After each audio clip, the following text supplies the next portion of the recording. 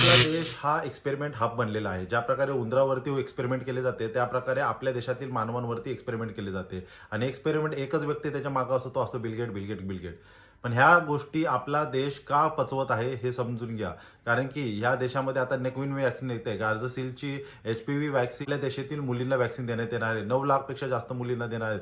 2009 मध्ये ज्याच्यामुळे आपल्या देशातील आदिवासी मुलींना आपले प्राण गमावावे लागले, आज तीच व्हॅक्सिन 2026 मध्ये पुन्हा देण्यात येत आहे. याच्या मागे बिल गेट आणि लिंडा $4 अब्ज फंडिंग केलेली आहे. त्याच्या अगोदर काही दिवसापूर्वीच आपल्या देशामध्ये पाऊस पडला. कसला पडला? गारांचा पाऊस पडला आणि ते गारे जे होते ते प्लास्टिक सारखे वास देत होते. आणि अचानक पाऊस एवढ्या एप्रिल महिन्यामध्ये आपल्या भारतात पडतोय. त्याच्यानंतर बिल गेट यांनी मस्किटोज बनवलेत. असे मस्किटो जे जेनेटिक मॉडिफाईड आहेत आणि ज्याच्यामुळे खूप सारे आजार होऊ शकतात. असे 0.4% मस्किटोज त्यांनी जगभरात सोडलेले आहेत. मायक्रोसॉफ्ट एआय आहे. एआयचे जे हब बनवण्यासाठी 6.4 मिलियन लिटर वॉटर लागतं.